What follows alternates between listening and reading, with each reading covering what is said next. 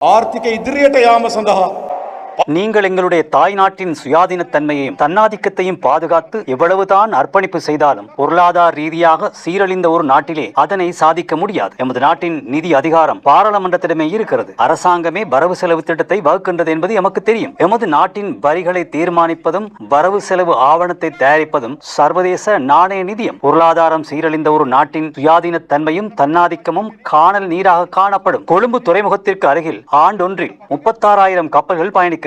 கொழும்பு துறைமுகம் உலகில் 24வது இடத்தை வகிக்கிறது. ஆனால் இந்தியாவின் ஜவஹர்லால் நேரு துறைமுகம் 34வது இடத்தையே வைக்கிறது. எங்களுடைய துறைமுகத்தில் ஒரு ஜெட்டியை இந்தியாவுக்கு கொடுத்தால் அடுத்த ஜெட்டியை சீனாவுக்கு கொடுக்க வேண்டும் என்ற நிலை இருக்கிறது. நுரைச்சோலை மின் நிலையம், ஹம்பாந்தோட்டை துறைமுகம், புகையிரத வீதிகளை அமைத்தல் போன்ற கருத்திட்டங்களில் இந்தியாவும் சீனாவும் போட்டி போட்டுக் கொள்கின்றன. தேசிய மக்கள் சக்தியின் ஆட்சியின் கீழ் தேசிய பாதுகாப்பும் சுயாதிபத்தியமும் பாதுகாக்கப்படுகின்ற வேலைத்திட்டமே அமுலாக்கப்படும். எம்மை விட சிறிய நாடான சிங்கப்பூர் சுயாதிபத்தியத்தை பாதுகாத்துக் கொண்டிருப்பது பொருளாதார ரீதியாக பலமடைந்ததாலேயே என்பதையும் தெரிவித்துக் கொள்கிறேன். அந்த நிலைமைக்கு எமது நாட்டை எமது அடிப்படை பொறுப்பாகும். நீண்ட காலமாகவே மக்கள் விடுதலை முன்னணி என்ற வகையில் நாட்டில் நிலவிய உண்மையான பிரச்சனைகள் பற்றி, பொருளாதார பிரச்சனைகள் பற்றி மக்களுக்கு விடயங்களை எடுத்துரைத்தோம். என்றாலும் அவர்கள் உருவாக்கிய இனவாத அரசியல் ஏனைய எல்லா விடயங்களையும் மூடி மறைத்து முழு நாட்டினதும் கவனத்தை யுத்தத்தின் பால் வழிப்படுத்தியது. 1948ஆம் ஆண்டு பெருந்தோட்ட மக்களின் குடியுரிமை பறிக்கப்பட்டது. 56ஆம் ஆண்டு ஒரு பிரச்சனை உருவாகி 1958இல் ஸ்ரீ எழுத்தை அளித்தமை,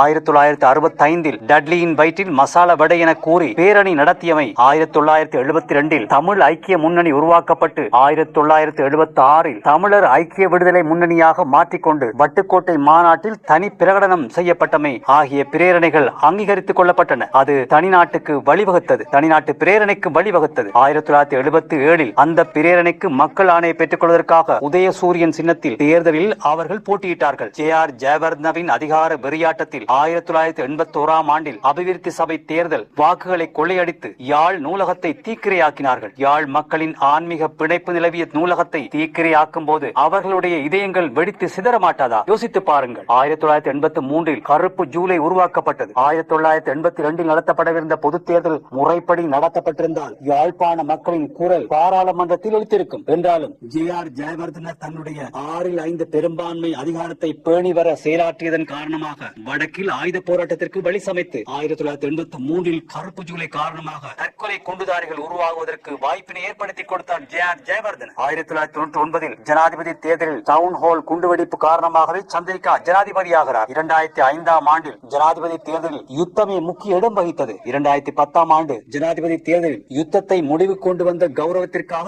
2வது தடவையாகவும் மஹிந்த ஜனாதிபதியாக்கப்படுகிறார். சரத் பொன்சேகா ஜனாதிபதி வேட்பாளராக வருவதும் யுத்தத்திற்கு தலைமைத்துவம் வழங்கியதாலேயே 2019இல் உயிர்த்த ஞாயிறு தாக்குதலுக்கு பின் உருவாக்கிய குண்டு பீதி காரணமாகவே கோட்டாபய ஜனாதிபதியாகிறார். அவர்கள் யுத்தத்தை உருவாக்கி நீண்ட காலமாக அவர்களின் இருப்பினை உறுதி செய்து கொண்டாலும் இப்போதும் ரணிலும் மஹிந்தவும் யுத்தம் இல்லாமல் போனதால் சோர்வடைந்திருக்கிறார்கள். மீண்டும் ஒரு மத பூசலை ஏற்படுத்துவதற்காக வடக்கிலும் தெற்கிலும் முயற்சி செய்து வருகிறார்கள். அதனாலேயே அவர்களுக்கு தேசபந்து வேண்டும். அவர்கள் ஒருபோதும் யுத்தத்தில் பாதிப்படைந்தவர்களாக மாறாமல் தமது அரசியலுக்கு அதனை பயன்படுத்தி வந்தார்கள்.